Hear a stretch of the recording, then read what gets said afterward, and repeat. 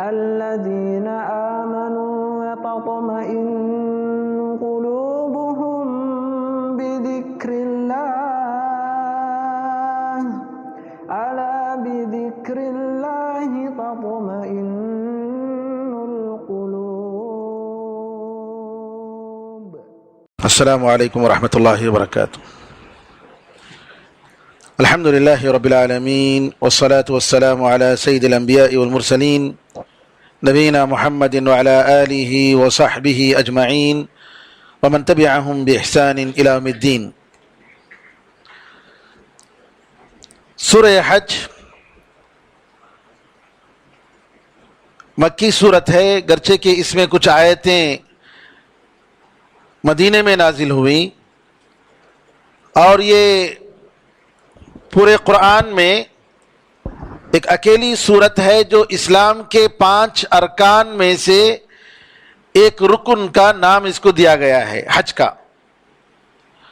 ورنہ زکوٰۃ یا روزہ یا توحید کے نام سے کوئی سورہ نہیں ہے. حج کے نام سے البتہ اس کو اس سورہ کا نام دیا گیا ہے، اور اسی طریقے سے یہ اکیلی صورت ہے جس میں 2 سجدے ہیں. سورت کی ابتدا میں اللہ تعالیٰ نے لوگوں سے خطاب کرتے ہوئے کہا کہ لوگوں اللہ سے ڈرو، بے شک قیامت کا بھونچال، زلزلہ ایک بہت بڑی بات ہے، بہت بڑی چیز ہے، یہ معمولی بات نہیں ہے. اور اس کا منظر کھینچتے ہوئے اللہ نے کہا کہ اس دن یہ حالت ہوگی کہ ہر دودھ پلانے والی ماں اس بچے سے غافل ہو جائے گی جس کو دودھ پلاتی ہو. عام طور پر ماں جو ہے اپنے بچے کو کسی بھی حالت میں نہیں چھوڑتی، خاص طور پر دودھ پینے والے بچے کو پورا رحم اور اس پر پورا کرم، پوری شفقت، وہ اپنی جان دینے کے لیے تیار ہو جاتی ہے لیکن بچے کو چھوڑنے کے لیے تیار نہیں ہوتی. لیکن قیامت کا عالم یہ ہوگا کہ اس کی پرواہ بھی نہیں ہوگی، اور قیامت کی ہولناکی کی وجہ سے ہر عورت جو حمل والی ہے اپنے حمل کو گرا دے گی، اور لوگوں کو آپ دیکھیں گے کہ نشے کی حالت میں ہیں، حالانکہ نشے کی حالت میں نہیں ہیں، بلکہ اللہ کا عذاب بڑا سخت ہے. پھر اس کے بعد اللہ تعالیٰ نے زندگی، موت کے بعد زندگی ہے، دوبارہ اٹھائے جائیں گے، اس پر دلیل پیش کی کہ انسان کو اللہ نے مٹی سے پیدا کیا، پھر نطفے کے ذریعے اس کا تسلسل جاری رکھا، اور مثال دی کہ زمین سوکھی ہوتی ہے اور اللہ تعالیٰ بارش کے ذریعے اس میں زندگی دیتا ہے. پھر لوگوں کے احوال کا ذکر فرمایا کہ لوگ کچھ ایسے ہیں جو بغیر علم کے اللہ تعالیٰ کے بارے میں جھگڑا کرتے ہیں، آرگیومنٹ کرتے ہیں، فخر کرتے ہوئے، تکبر کرتے ہوئے. اللہ نے کہا کہ ان کو قیامت کے دن رسوا کن عذاب ہوگا. اور کچھ لوگ ایسے ہیں جو اللہ کی عبادت مصلحت پر کرتے ہیں، فائدہ ہوگا تو عبادت کرتے ہیں، اور اگر کوئی مصیبت آئی تو پلٹ جاتے ہیں. اللہ نے کہا کہ یہ دنیا اور ان کی آخرت سب برباد ہے. یعنی آدمی کو ثابت قدمی رہنی چاہیے، ایمان پر، اللہ کے دین پر ہمیشہ ثابت قدم رہنا چاہیے. کسی بھی حالت میں اس کا ایمان متزلزل نہیں ہونا چاہیے. پھر اللہ نے فرمایا کہ دنیا میں، کائنات میں جتنی چیزیں ہیں، آسمان و زمین میں، سورج اور چاند، تارے، پہاڑ، درخت اور جانور اور بہت سارے لوگ، یعنی انسانوں کے علاوہ اللہ نے کہا کہ سب کا ذکر کیا. یہ نہیں کہا کہ بہت سارے جانور، بہت سارے زمین کے مخلوقات یا سورج اور چاند اور بہت سارے تارے، نہیں کہا. سب سجدہ کر رہے ہیں اللہ تعالیٰ کے لیے. لیکن انسانوں کا جب ذکر آیا اور جن بھی اس میں داخل ہیں، کہا کہ بہت سارے لوگ ہیں جو اللہ تعالیٰ کے لیے سجدہ کرتے ہیں، اور بہت سارے ایسے ہیں جن پر اللہ کا عذاب واجب ہو گیا ہے. اور اللہ نے کہا کہ یہ جو کافر ہیں، خود جو اللہ کو نہیں مانتے ہیں، اللہ کے بندوں کو تکلیف دیتے ہیں، یہ خود بھی اللہ کے سامنے سجدہ کرنے پر مجبور ہیں. انسان کو سونا پڑتا ہے اور مجبور ہے وہ سونے پر. اللہ کے سامنے وہ ذلیل ہے فطری طور پر. گرچہ کہ اس کا دل اللہ کے سامنے جھکنے کے لیے تیار نہیں ہے، اور اللہ نے کہا کہ ان کے سائے بھی اللہ کے سامنے سجدہ کرتے ہیں۔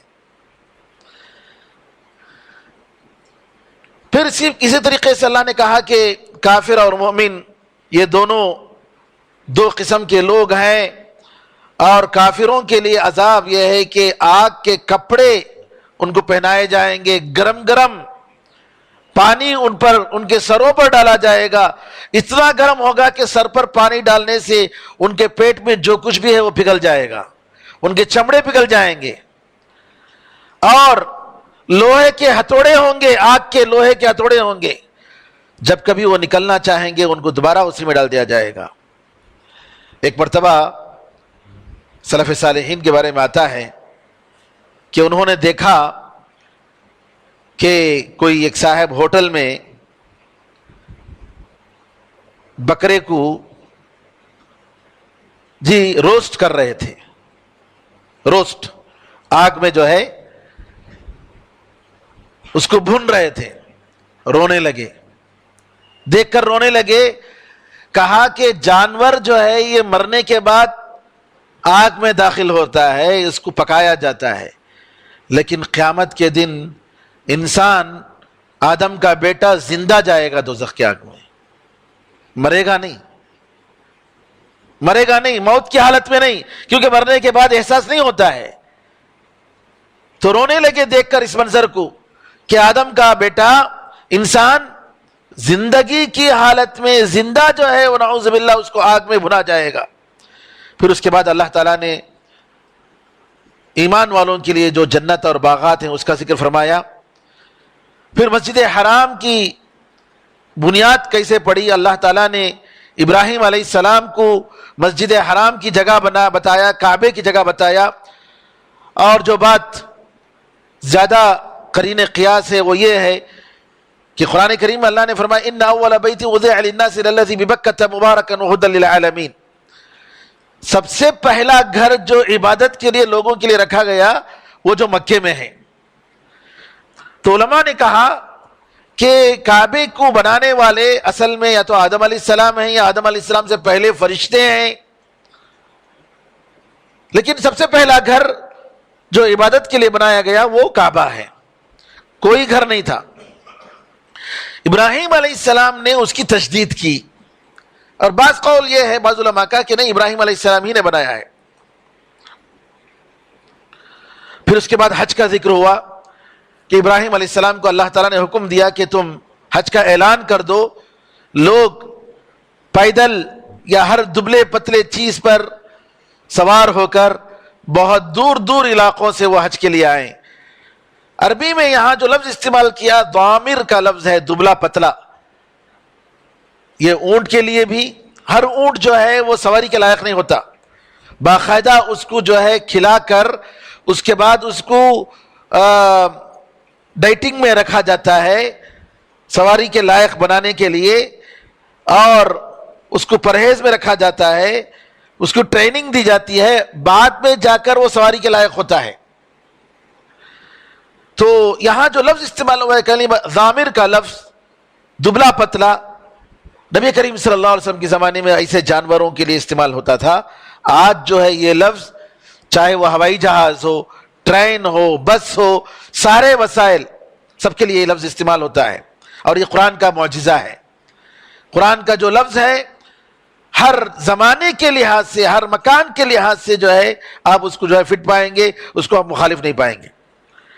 پھر اس کے بعد اللہ تعالیٰ کی محترم چیزوں کی عزت کا ذکر فرمایا اللہ تعالیٰ نے، اور یہ کہا کہ جو بھی اللہ تعالیٰ کی محترم چیزوں کی عزت کریں گے یہ ان کے لیے بہتر ہے، اور جانور جو حلال ہیں ان کا ذکر کیا، اور اللہ نے یہ فرمایا کہ اللہ تعالیٰ کی محترم زمانے اور مکان، محترم زمان و مکان، رمضان کا مہینہ ہے یہ محترم ہے، مکہ ہے، مدینہ ہے یہ محترم ہے، قابل حرمت ہے، تو زمان و مکان کی عزت ہونی چاہیے۔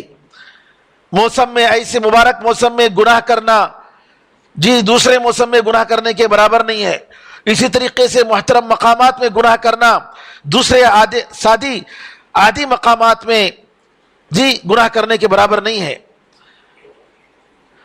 پھر اس کے بعد اللہ تعالیٰ نے فرمایا کہ تمہارا خدا ایک ہی خدا ہے، اسی کے لیے تم سرنڈر ہو جاؤ، اور جو اللہ تعالیٰ کے سامنے عاجز ہوتے ہیں ان کو خوشخبری دے دو۔ یہ وہ لوگ ہیں جن کے سامنے جب اللہ کا ذکر ہوتا ہے تو ان کے دل ڈرنے لگتے ہیں، کپ کپی طاری ہو جاتی ہے، اور ان کی ان پر جو مصیبتیں آتی ہیں اس پر صبر کرتے ہیں، نماز قائم کرتے ہیں، اور جو کچھ ہم دیتے ہیں اس میں سے وہ خرچ کرتے ہیں۔ پھر اللہ نے آگے فرمایا کہ اللہ تعالیٰ کو جو کچھ تم قربانی دیتے ہو جانوروں کی، اس کا گوشت یا اس کا خون نہیں پہنچتا ہے، بلکہ تمہارے دلوں میں جو تقوی اور پرہیزگاری ہے وہ ضرور پہنچتا ہے۔ اور اللہ تعالیٰ نے اسی طریقے سے ان جانوروں کو تمہارے لیے دیا تاکہ تم ان پر اللہ تعالیٰ کی بڑائی بیان کرو، اور اللہ تعالیٰ نے جو کچھ تمہیں ہدایت دیا ہے اس پر اللہ کا شکر ادا کرو۔ پھر اللہ تعالیٰ نے فرمایا کہ اللہ تعالیٰ مومنوں کی طرف سے دفاع کرتا ہے،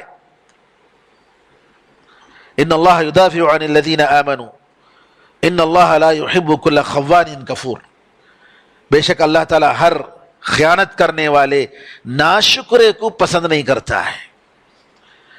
اور آگے آئے گا اسی صورت میں، آگے آیت نمبر 41 میں یہ جو بات بتا رہی اللہ تعالیٰ کہہ رہا ہے آیت نمبر 38 میں کہ اللہ تعالیٰ ایمان والوں کی طرف سے دفاع کرتا ہے،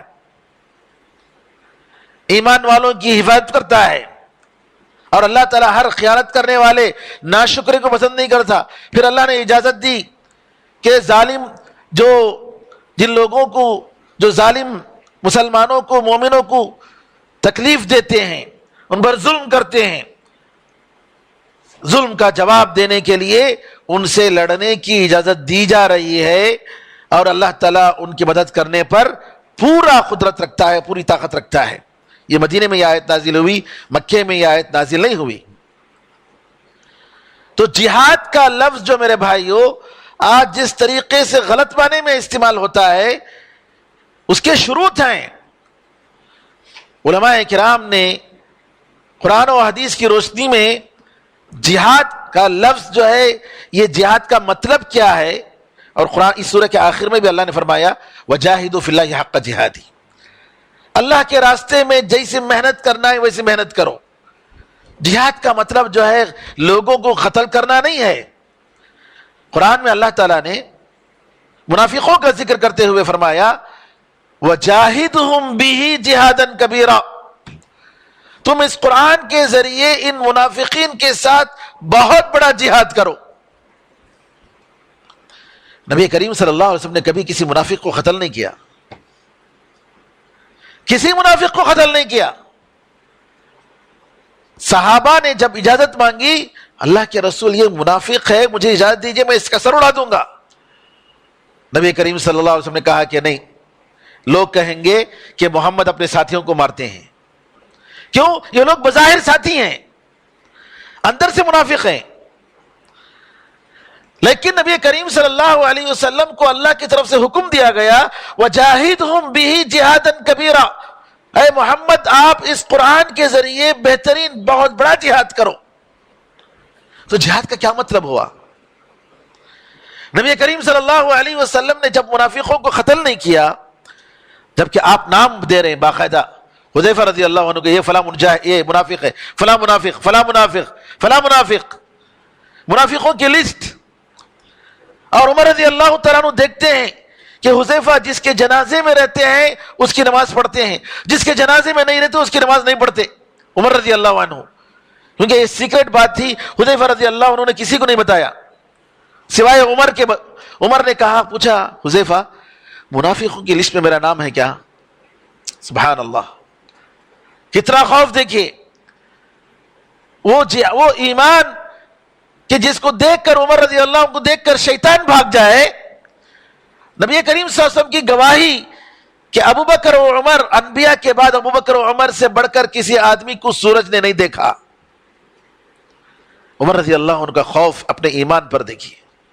آج کیا ہے، ہم لوگوں کو ہمارے ایمان پر بڑا اطمینان ہوتا ہے، اسی لیے یہاں جو اللہ نے کہا کہ اللہ تعالیٰ ایمان والوں کی طرف سے دفاع کرتا ہے، اللہ نے مسلمانوں کی طرف سے نہیں کہا۔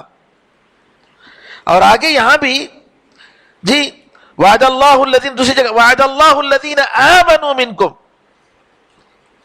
اللہ تعالیٰ کا وعدہ ہے تم میں سے جو ایمان لائے اور نیک عمل کیے کہ ان کو زمین میں ضرور ان کو قدرت طاقت عطا کریں گے, جانشینی عطا کریں گے, جیسا کہ اللہ نے اس سے پہلے لوگوں کو دیا ہے. وعدہ کس کے ساتھ ہے؟ ایمان والوں کے ساتھ ہے, اسلام والوں کے ساتھ نہیں. اسلام کا مطلب ظاہر میں مسلمان, ہم ظاہر میں مسلمان ہیں, ہمارا ایمان کتنا ہے اللہ ہی جانتا ہے. اسی لیے اہل سنت و جماعت کا عقیدہ ہے کہ اگر کوئی آپ پوچھیں گے آپ مسلمان ہیں؟ ہاں میں مسلمان ہوں.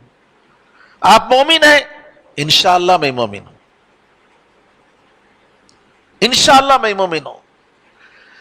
صحابہ رضی اللہ عنہ اجمعین اپنے اوپر نفاق سے ڈرتے تھے, جیسا کہ عمر کا بھی واقعہ صحابہ کے بارے میں کہتے ہیں کہ ہم نے سلف صالحین صحابہ کو تابعین کو دیکھا, جس کو بھی دیکھا ہر کوئی جو اپنے اوپر نفاق کی سے ڈرتا تھا.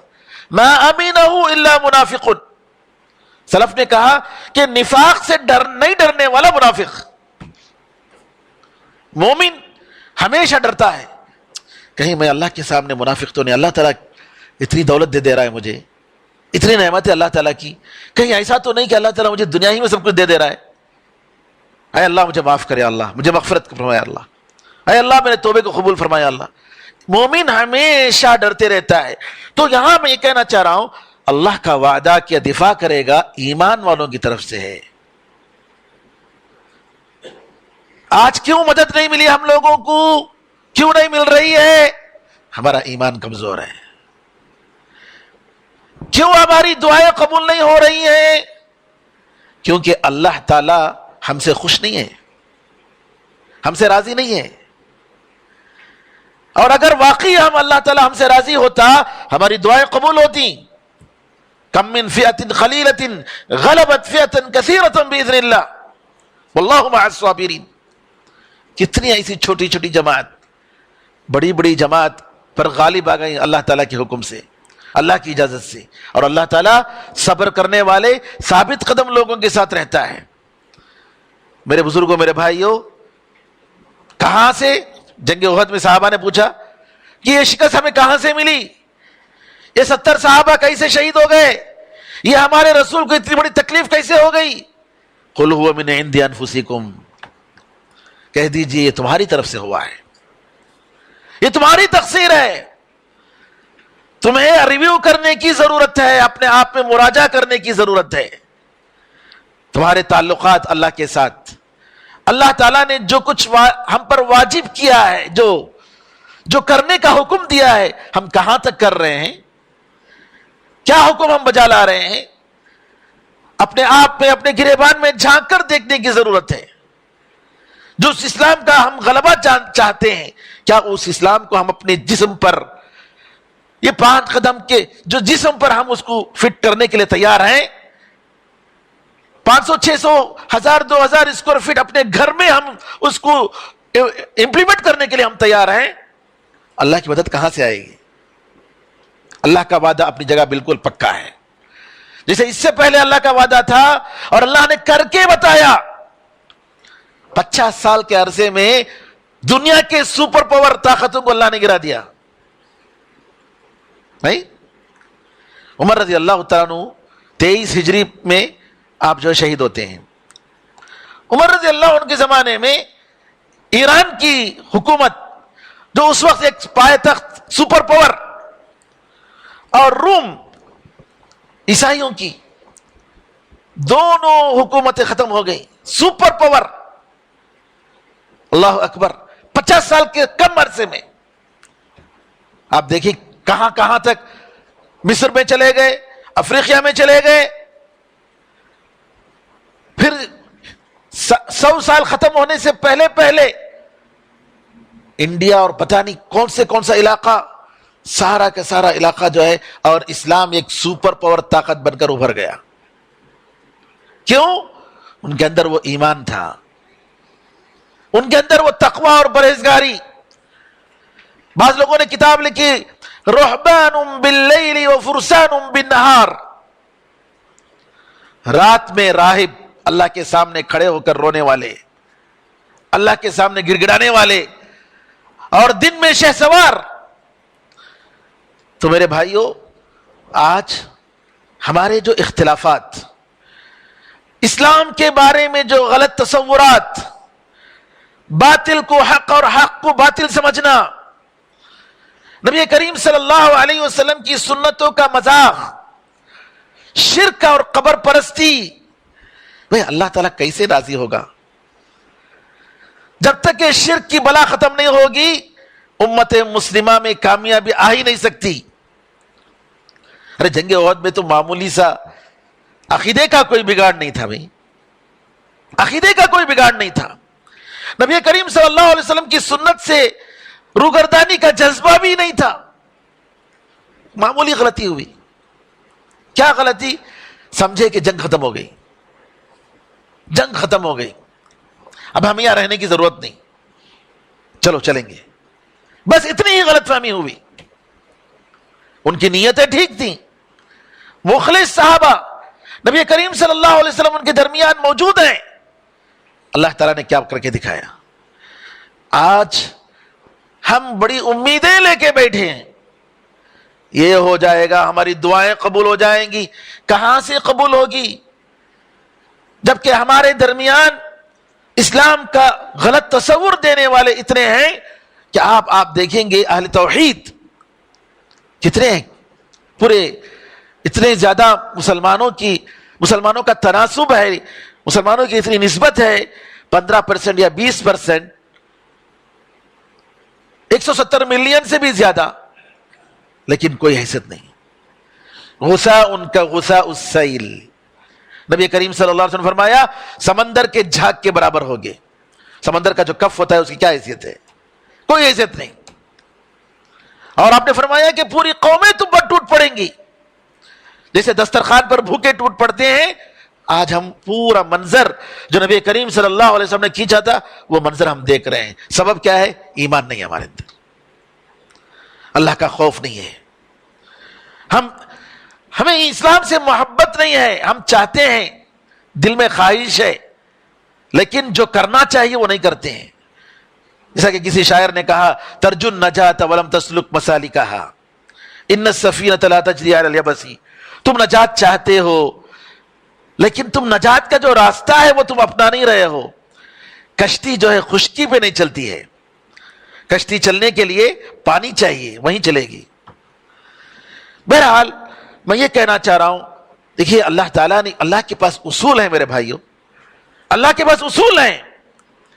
قرآن میں اللہ نے بہت سارے اصولوں کو بتائے، لَيْسَ بِأَمَانِيِّكُمْ وَلَا أَمَانِيِّ أَهْلِ الْكِتَابِ مَنْ يَعْمَلْ سُوءًا يُجْزَ بِهِ وَلَا يَجِدْ لَهُ مِن دُونِ اللَّهِ وَلِيًّا وَلَا نَصِيرًا۔ تمہاری خواہش کی کوئی پرواہ نہیں ہے، اہل کتاب کی خواہش کی کوئی پرواہ نہیں ہے ہمیں۔ یاد رکھو، تم میں سے جو برا عمل کرے گا اس کا بدلہ ضرور پائے گا۔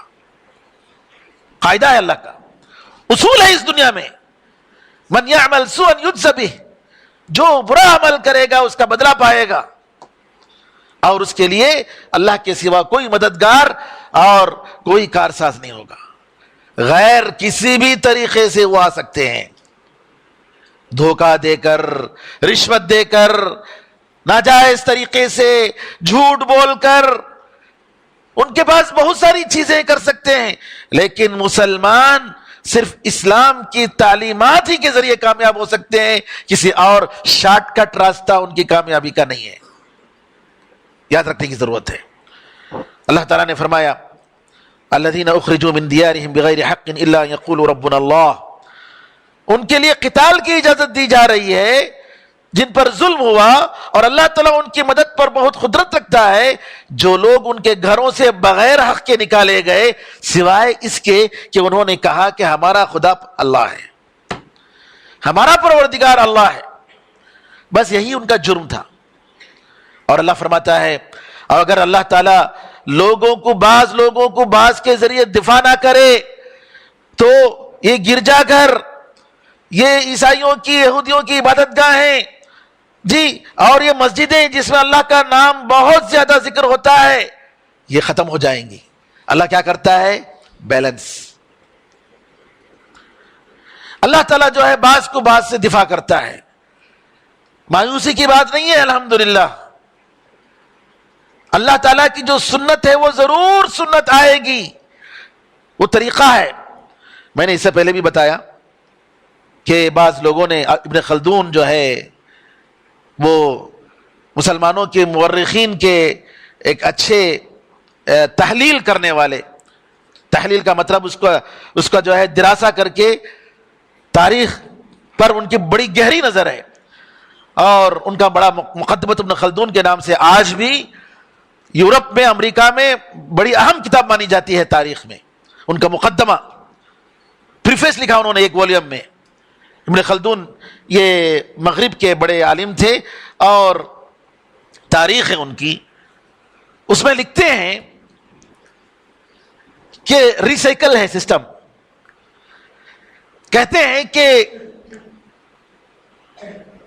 جن پر جو معاشرہ، جو قوم ظلم پر پلتی ہے، یعنی مظلومیت کی حالت میں، جیسے کہ ہم نے سیریا میں دیکھا، روہنگا میں، برما کے، جن پر ظلم ہوتا ہے اور بڑی کسب پرسی، مصیبتوں میں، تکلیفوں میں، جی جو قوم بڑھتی ہے، پلتی ہے، جو بچے جوان ہوتے ہیں، دیکھتے ہیں گھر اطمینان سے نہیں ہے، پینے کے لیے پانی نہیں ہے، صاف پانی نہیں ہے، قومیں ان پر ظلم کرتی ہیں، تو یہ جو جنریشن ہے، اس جنریشن سے طاقتور لوگ پیدا ہوتے ہیں جو اپنی قوم کی عزت کو واپس دلاتے ہیں۔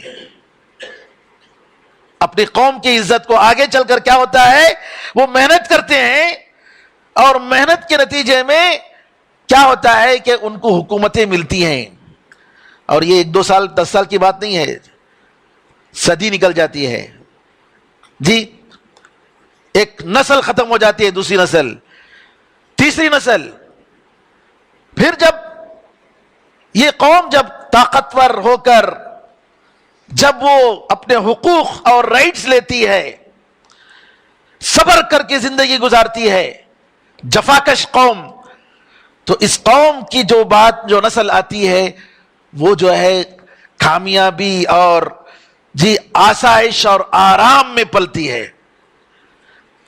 کیوں؟ کہ فاتح کے حیثیت سے تھے، فاتح کے حیثیت سے۔ اور یہ جب قوم آرام میں جب پلتی ہے تو اس آرام کی وجہ سے جو نسل پیدا ہوتی ہے، آرام میں پلنے والی، بڑھنے والی، مصیبتیں ان کو آتی ہیں، آنے والی نسل میں پریشانیاں آتی ہیں۔ پھر جب پریشانیاں جب آتی ہیں تو اس میں تکلیف پہ جو نسل گزرتی ہے، پھر اس کے بعد طاقتور، تو گویا ریسائیکل، یہ سسٹم چلتے رہتا ہے۔ لہذا جو قوم، جو فرد اپنی زندگی میں، قوم سے پہلے فرد جفاکش نہیں ہے، آرام اور آسائش کی زندگی چاہتے ہیں، بڑھاپے میں ضرور وہ مصیبتوں میں مبتلا ہوگا، پریشانیوں میں مبتلا ہوگا، محتاج بن جائے گا۔ اور جو لڑکا، جو نوجوان اس کی جوانی میں محنت کرتا ہے، آرام اور آسائش کو ترجیح نہیں دیتا، محنت اور اللہ کے حکم سے جو ہے محنت کر کے اپنی زندگی بناتا ہے، اپنا دین بناتا ہے، اپنی دنیا بناتا ہے، وہ قوم اور وہ فرد ضرور کامیاب ہو کر رہتا ہے، کیونکہ اللہ کا قانون ہے وَأَن لَيْسَ لِلْإِنسَانِ إِلَّا مَا سَعَى وَأَنَّ سَعْيَهُ سَوْفَ يُرَى۔ انسان کے لیے وہی ہے جو محنت کرتا ہے، اور اس کی محنت دیکھی جائے گی، اس کی محنت دیکھی جائے گی۔ تو بہرحال میرے بھائیو، اللہ تعالیٰ اس کے بعد آیت نمبر 41 میں فرماتا ہے، جن لوگوں کو اگر ہم زمین میں جی بالادستی ہم عطا کریں، طاقت اور قوت ہم عطا کریں، تو کیا کریں گے؟ نماز قائم کریں گے، زکوٰۃ دیں گے، نیکی کا حکم دیں گے، برائی سے روکیں گے، اور اللہ تعالیٰ ہی کے لیے سارے معاملات کا انجام ہے۔ یہ آیت حکومت کا مقصد بتاتی ہے۔ حکومت کا مقصد کیا ہے؟ اللہ کہتا ہے کہ اگر ہم حکومت دیں گے تو یہ لوگ کیا کریں گے؟ زمین میں جب ہم ان کو غالب کریں گے، فتح و کامرانی عطا کریں گے، تو نماز قائم کریں گے، زکوٰۃ دیں گے۔ حکومت ایک ذریعہ ہے، ٹارگٹ نہیں ہے۔ حکومت ایک ذریعہ ہے میرے بھائیو، ٹارگٹ نہیں ہے۔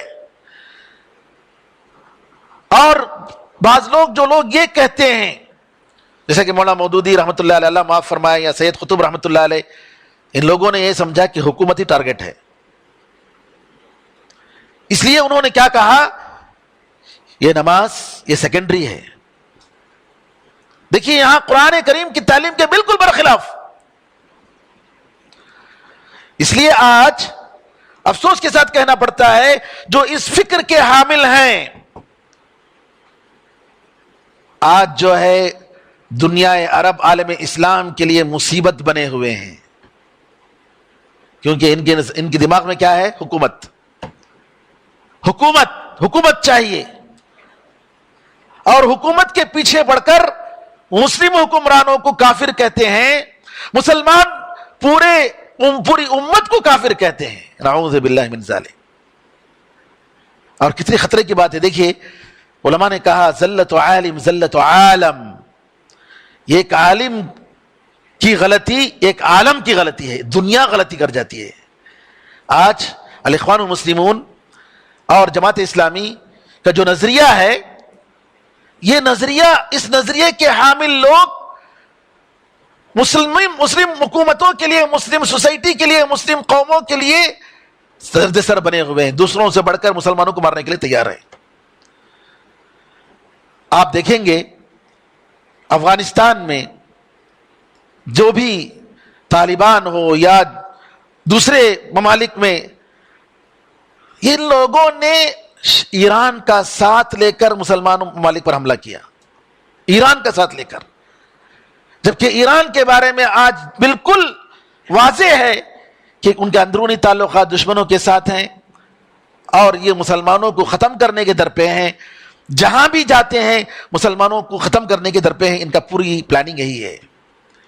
تو آج ان کی تائید کر رہے ہیں، لیکن وہ اسلامی ممالک جہاں پر توحید کی بات ہے، سنت کی بات ہے، جو دین کی خدمت کرتے ہیں، ان کو ختم کرنے میں ان لوگ پیچھے پڑے ہوئے ہیں، نظریوں کی غلطی کی وجہ سے، نظریات کی تبدیلی کی وجہ سے۔ حکومت ایک ذریعہ ہے میرے بھائیو، ٹارگٹ نہیں ہے، سیکنڈری نہیں ہے۔ اللہ تعالیٰ نے کہا کہ اگر ان کو ہم حکومت دیں گے تو نماز قائم کریں گے، زکوٰۃ دیں گے، اور ان کی کتابوں میں، ان کی تقریروں میں خطبات اٹھا کر دے دیجئے مولانا مودودی رحمۃ اللہ علیہ کی، وہ کہتے ہیں کہ اذان ایک فوجی بگل ہے۔ وہ کہتے ہیں تمہارے پاس ایک غلام ہے، وہ غلام جو ہے آپ کو جو ہے نماز کے لیے مثال دے رہے ہیں، وہ آپ کو کہہ رہے ہیں السلام علیکم السلام علیکم، آداب آداب آداب، آپ کہہ رہے ہیں جاؤ چور کا ہاتھ کاٹو، کھڑا ہوا ہے ہاتھ بند کر، نہیں جا رہا ہے۔ وہ ایسی مثال دے رہے ہیں، پڑھنے والا جو ہے کیا کہے گا؟ وہ کہہ رہے ہیں کہ وہ آپ کہہ رہے ہیں کہ جاؤ فلاں کام کرو، وہ آپ غلام جو ہے آپ کے سامنے ادب سے کھڑا ہوا، السلام علیکم، سلام کر رہا ہے، آداب کا آداب، احترام، لیکن جو ہے آپ کی بات نہیں سن رہا ہے۔ کہا کہ ہم جو نماز پڑھ رہے ہیں وہ ایسا ہی ہے، کیونکہ ہمارے پاس حکومت نہیں ہے، ہم حکومت سے غافل ہیں۔ نعوذ باللہ من ذالک۔ اللہ تعالیٰ فرماتا ہے وما خلقت الجن والانس الا لیعبدون، ہم نے جنوں اور انسانوں کو سوائے عبادت کے کسی اور مقصد کے لیے پیدا نہیں کیا۔ حکومت ہو یا نہ ہو، عبادت بندگی چاہیے، بندگی مقصد ہے۔ اللہ نے آپ کو جتنی طاقت دی ہے، جتنی نعمتیں ہیں آپ کے پاس، اس کی روشنی میں آپ کی بندگی مطلوب ہے، بندگی چاہیے، چاہے جس حالت میں بھی رہے۔ اور انسان جتنا، اللہ نے فرمایا لا نکلف نفسا الا وسعها، کہ ہم انسان کو اتنا ہی ہم اس کو مکلف بناتے ہیں جتنا اس کے پاس طاقت ہے۔ تو یہاں پر ہم یہ کہنا چاہتے ہیں کہ یہ غلط نظریات جس کی وجہ سے جماعتیں آج ایک مسلمان دوسرے مسلمان کا خون کا پیاسا ہے، کیونکہ وہ سمجھ رہا ہے کہ یہ مسلمان نہیں ہے، کافر ہے۔ کتنی آسانی کے ساتھ ہم فتویٰ دے رہے ہیں کہ اس کے پیچھے نماز نہیں ہوتی، کتنی آسانی کے ساتھ۔ یہ کفر کا مسئلہ ہے۔ آج ان سارے مسائل میں پڑھ کر ہم ایک دوسرے پر ظلم کرتے ہوئے، جیسا کہ اہل کتاب کے بارے میں اللہ نے کہا کہ جو ہے ان لوگوں نے اللہ کی کتاب آنے کے بعد ایک دوسرے پر ظلم کرتے ہوئے یہ لوگ کیا ہوئے، بٹ گئے، فرقوں میں بٹ گئے۔ ظلم آج دیکھ رہے ہیں، خامخواہ ظلم، وہابی، چھوٹی جماعت، کیا کیا الزامات نہیں دیتے ہیں، قادیانی بولتے ہیں. ارے نعوذ باللہ من ذالک. ہم اللہ اور اس کے رسول صلی اللہ علیہ وسلم کی تعلیمات سے بڑھ کر کسی اور کی تعلیم لینے کے لیے تیار نہیں ہیں. ہم سب سے پہلی جماعت جس نے قرآن اور دین کو صحیح شکل میں سمجھا، اس کی سمجھ کی طرف لوگوں کو دعوت دے رہے ہیں، اور کچھ نہیں ہے. شیخ محمد بن عبد الوہاب رحمۃ اللہ علیہ کی دعوت، نبی کریم صلی اللہ علیہ وسلم کی جو خالص دعوت تھی، اسی دعوت پر قائم کوئی نئی چیز نہیں کی انہوں نے، کوئی نئی چیز نہیں. ان کی دعوت میں آپ دیکھیں کوئی نئی چیز نہیں. لیکن آج سب سے بڑے مظلوم وہی ہیں. کیا کیا نہیں کہا گیا میرے بھائیوں. بہرحال یہ چونکہ آج کے حالات کے حساب سے باتیں کچھ آئیں تو میں نے جو ہے یہ بتا دیا کہ کس طریقے سے اللہ تعالیٰ غلبہ مسلمانوں کو دے گا، اس کے کیا شرائط ہیں. اور یہ کہ حکومت مقصد نہیں، ہمارا کام یہاں جی جیسا کہ بعض لوگوں نے بھیجا کہ ہم امت دعوت ہیں، ہمارا کام دعوت کا کام ہے. ہمیں مایوسی کی بات نہیں، پریشانیاں آئیں گی کوئی مسئلہ نہیں.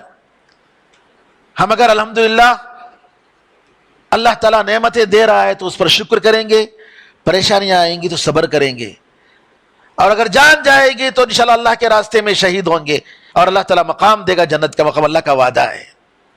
کسی حالت میں ہمیں نقصان نہیں ہے، کسی حالت میں نقصان نہیں ہے. لیکن یہ دین ہر گھر پہنچے گا، ضرور پہنچے گا انشاءاللہ. اس کے لیے ہمارا جو کام ہے، ہماری جو ڈیوٹی ہے وہ ہمیں کرنے کی ضرورت ہے. اس کے بعد اللہ تعالیٰ نے اس میں بھی عبرت، آیت نمبر 45 اور 48 تک، ارے کتنے بستیاں ہیں ہم نے ان کو برباد کر دیا.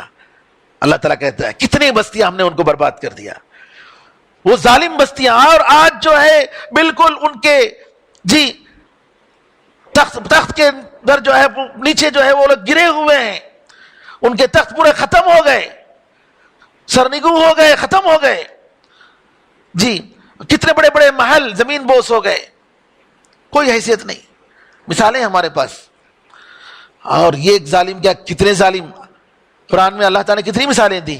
فرعون کب کا ظالم تھا، اس لیے بار بار فرعون کی مثال دی گئی، بنو اسرائیل کی مثال دی گئی کہ صبر کرو، اللہ تعالیٰ نماز قائم کرو، زکوٰۃ دو.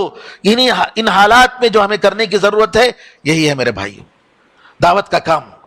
دین کو مضبوطی سے تھام لو، فتنے آنے والے ہیں، دجال آنے والا ہے، ایمان مضبوط ہونا چاہیے.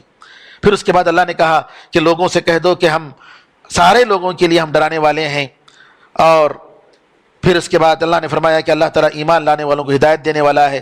پھر اللہ تعالیٰ نے آخر میں معبودان باطل کی مثال دی، بہترین مثال. اے لوگو ایک مثال دی جا رہی ہے، ذرا غور سے سنو.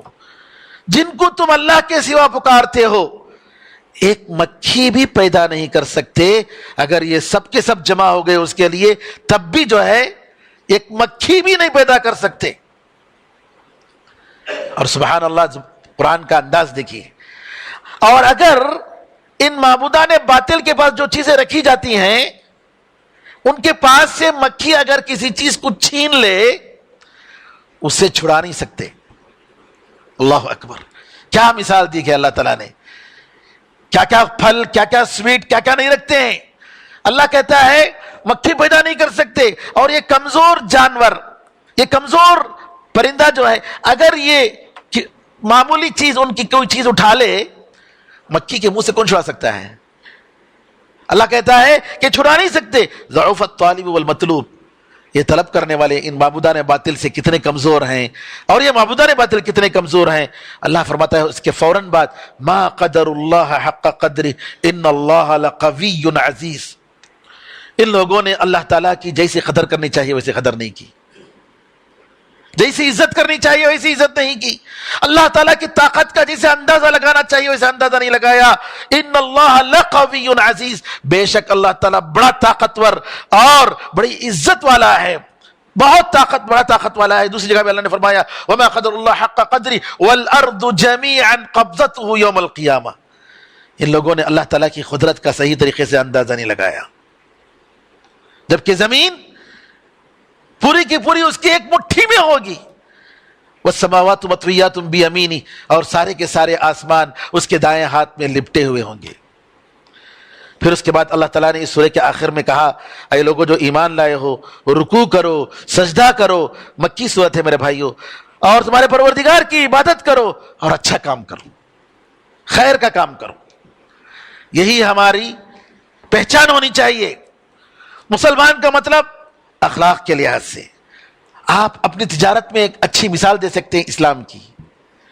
معلوم ہوگا کہ آپ انڈونیشیا جو ہے کسی جہاد سے انڈونیشیا پورا مسلمان نہیں ہوا ہے، وہ ملک جو آج سب سے زیادہ مسلمان ہے پوری دنیا میں، یہ صرف تاجروں کے ذریعے ان کے اخلاق سے متاثر ہو کر یہ انڈونیشیا مسلمان ہوا ہے۔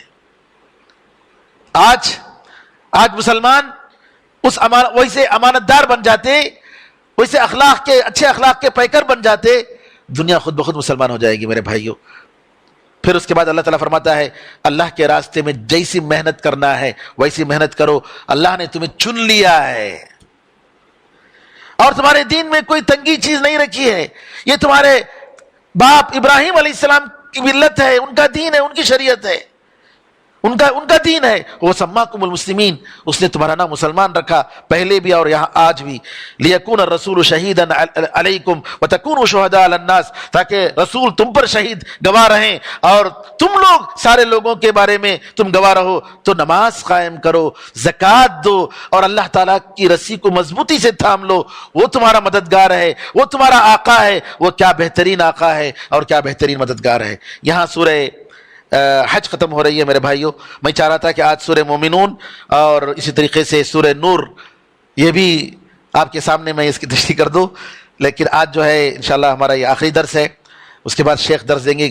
ہمارا ایک سفر ہے ایک 7-8 دن کے لیے، تو اللہ سے دعا ہے کہ اللہ تعالی ہم سب کو دین حق کو سمجھنے، قرآن کریم کو سمجھنے، تدبر اور غور و فکر کرنے، پڑھنے اور اس پر عمل کرنے کی توفیق عطا فرمائے۔ اللہ تعالیٰ معصوموں کی حفاظت فرمائے، سارے مسلمانوں کی حفاظت فرمائے۔ اللہ تعالیٰ مسلمانوں کو ہمت اور سکون عطا فرمائے، صبر عطا فرمائے، دین سے قریب ہونے کی اللہ تعالیٰ توفیق عطا فرمائے۔ اللہ تعالیٰ امت کو ایک کر دے، ان کو نیک کر دے، اور اللہ تعالیٰ ہماری دعاؤں کو قبول فرمائے۔ آمین ارحم الراحمین، والحمدللہ رب العالمین، وصلی اللہ وسلم علی نبینا محمد وعلی آلہ وصحبہ اجمعین، والسلام علیکم ورحمۃ اللہ وبرکاتہ۔